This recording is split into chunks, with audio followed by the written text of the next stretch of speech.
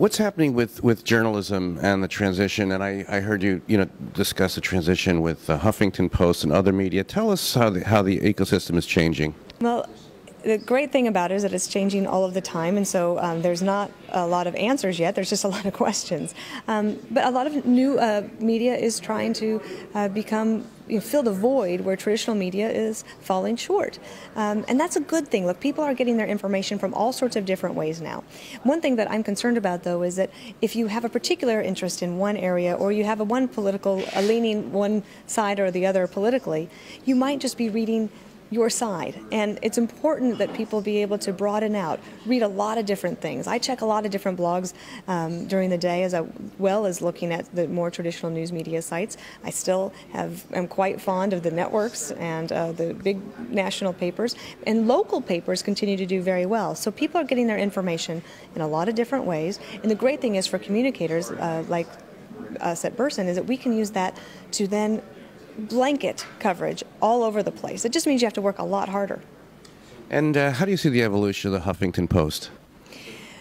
Well, I've noticed that they've just tried to go from more of something I think that was first of all considered maybe more of a gossip-oriented blog or a sort of a news with edge to more of a mainstream news site, and they're getting a lot of credit. They're rebuilding their reputation, and I think they're doing a pretty good job.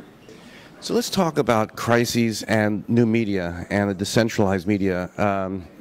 Coming out of your experience in the White House, what are your thoughts and advice in that area? Well, things have started to move just so quickly. A crisis that you might have dealt with over a couple of weeks now happens within a couple of hours. And so you have to have a team in place to be able to help you immediately scale up, stamp out a rumor, or deal with something, especially if it has to do with public health, to quickly be able to get information out, which is also a good thing. So if there's a food scare, you are able to let people know quickly, make sure you don't eat this or that you might have in your cupboards, and that way you can get information out more quickly to people and hopefully save lives.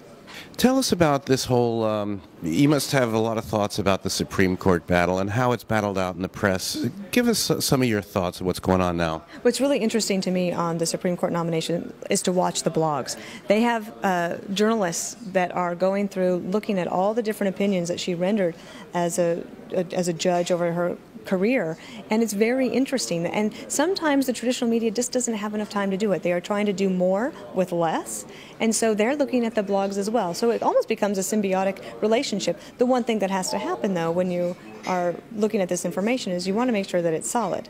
So in traditional journalism, with the ethics that are involved in finding two sources and making sure that they understand the rules of on background, off the record, that's all still very important. But the blogs are playing a very important role in this new development.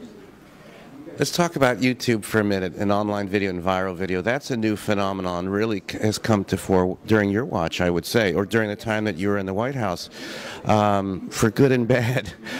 Tell us sort of the impact of YouTube or viral video and how communicators can manage that if they can. Mm-hmm. Well, a couple of things. One, it can be very good. I noticed that President Obama decided to take the radio address and turn it more into a video address that he does weekly, and that's great.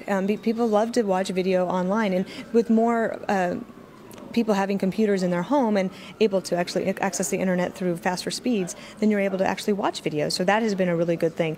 On the downside, I knew of a company who dealt with something where they had an employee that did something inappropriate. They put it on video, they put it on YouTube, and within 24 hours, 800,000 people had watched that video, and that can destroy a brand very quickly. So that's what we're trying to do at Burson Marsteller, is help companies try to figure out how to navigate that, how to be prepared for it, and how to deal with it immediately when it happens. Yeah, because it's almost the react through video. How can companies be prepared to react through video?